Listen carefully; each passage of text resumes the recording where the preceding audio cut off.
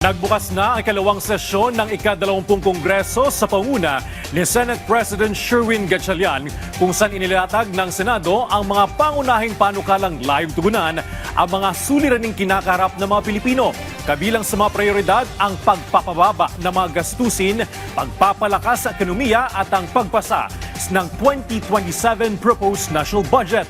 Narito ang aking ulat. The first session of the second regular session of the Senate in the 20th Congress of the Philippines is hereby called to order.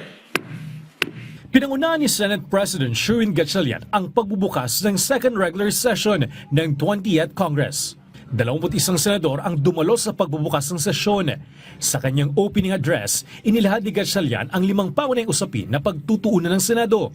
Kabilang dito ang mataas sa presyo ng mga bilihin, malit na take-home pay ng mga manggagawa at mahal na singil sa kuryente. Tututukan din ang kakulangan sa infrastruktura at transportasyon. Gayon din ang kawalan ng kasiguraduhan sa hanap buhay. Naririnig namin ang hinaing ng bawat Pilipino at naunawaan namin ang bigat ng kanilang pang-araw-araw na buhay. Kaya ang bawat panukalang ating isusulong ay dapat magbigay ng konkretong solusyon sa kanilang mga pangangailangan at magbukas ng mas maraming pagkakataon upang makamit nila ang kanilang mga pangarap. Prioridad din ng Senado ang pagpasa sa LADAC priority bills na isinusulong ng administrasyon ni Pangulong Ferdinand R. Marcos Jr. Aamyendahan ng Rice Tarification Law, Downstream Oil Deregulation Act at Magna Carta for MSMEs. Isinusulong din ang ginhawa bill na layuning madagdagan ang take-home pay ng mga manggagawa at ang ERC Strengthening Bill. Gayon din ang Master Plan for Infrastructure and National Government Bill o MINE Bill. Layunin ng panukalang ito na magtatag ng 30-year plan na mag-uugnay sa mga pangunahing proyekto sa infrastruktura, kabilang ang mga kalsada, paliparan, ospital at mga energy pipeline. Inaasahan din makatutulong ito sa paglikha ng mas maraming trabaho, pag-engganyo ng mga mamumuhunan at paglago ng ekonomiya. Tiniyak din ni Gatchalian na may papasa ng Senado sa tamang oras ang 2027 proposed national budget.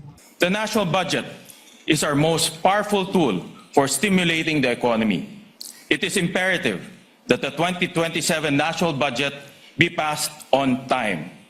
Its timely passage allows funding to reach critical services and ensures that new projects can begin as scheduled and meet their deadlines. Samantala, kinundinan ni Gatchalian ang umano'y tangkang maghasik ng takot malapit sa Senado. Ayon kay Gatchalian, walang anumang uri ng pananakot o intimidasyon ang makapipigil sa Senado sa patuloy nitong pagtupad sa tungkulin para sa sambayanang Pilipino. Inatasan na rin umano niya ang Office of the Sergeant at Arms na makipag-ugnayan sa Philippine National Police at Explosive Ordnance Disposal Unit na agad namang rumisponde sa insidente. Bernard Ferrer para sa Bayan.